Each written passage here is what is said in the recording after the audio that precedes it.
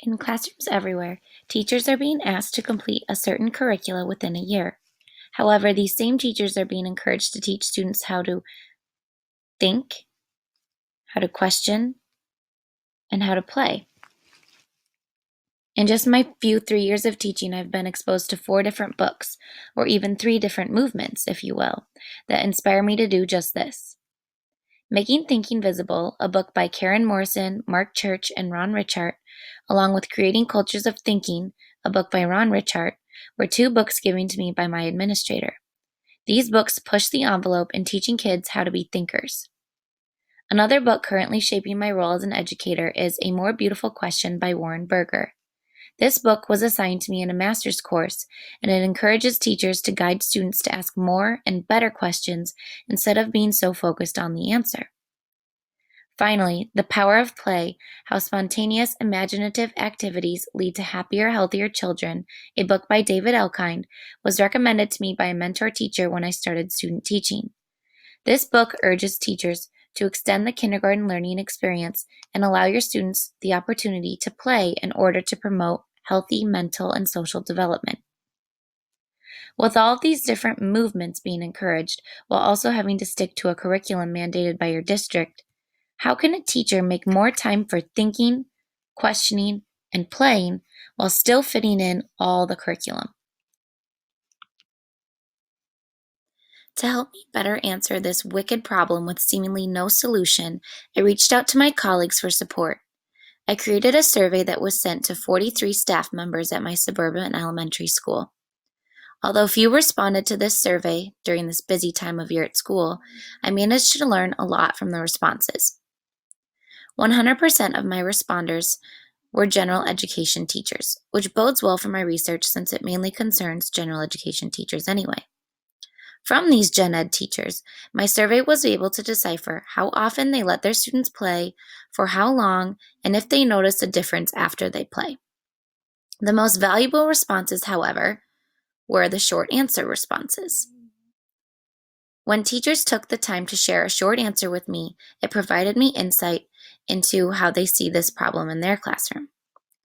I asked them a question: do you explicitly teach your students how to ask questions separately from, but similar to, a math, reading, or writing lesson? If so, how? If not, why not? 100% of responders answered with yes. Only 2 responders did not elaborate. Those who did explain noted some specific strategies they use, like solving problems with peers, teaching students to use thick versus thin questions, and asking students themselves, what makes you say that? This made me think. By questioning our students, maybe they will be more likely to question as well. And maybe this doesn't have to be a separate lesson, but something we say during a reading, math, writing lesson, or even a social moment at recess. A very similar question I asked my survey takers was, do you explicitly teach your students thinking strategies separately from, but similar to, a math, reading, or writing lesson? If so, how? If not, why not? 83%, or all but 1 responders answer this question, yes. The most helpful responses said that they teach thinking routines across all subject areas. Thinking routines were developed by Ron Richart, author of the books I noted earlier, Making Thinking Visible and Creating Cultures of Thinking. These 2 short answer questions have led me to realize that maybe the problem isn't that we need to figure out how to have more time for thinking, questioning, and playing, but that we need to incorporate thinking, questioning, and playing into the curriculum we are already teaching. After this realization, I put together a plan for teachers to do just that, incorporating thinking, questioning, and playing in your current curriculum. I created an infographic to present to my colleagues and have as a guide for us as we are looking to incorporate these 3 giant movements in education: thinking, questioning, and playing. If a teacher is looking to incorporate thinking in their curriculum, some suggested ideas are to teach thinking routines to be used in all subject areas. They could also model their own thinking during all lessons. Sharing their thinking during social times is a great way to bring everything in full circle.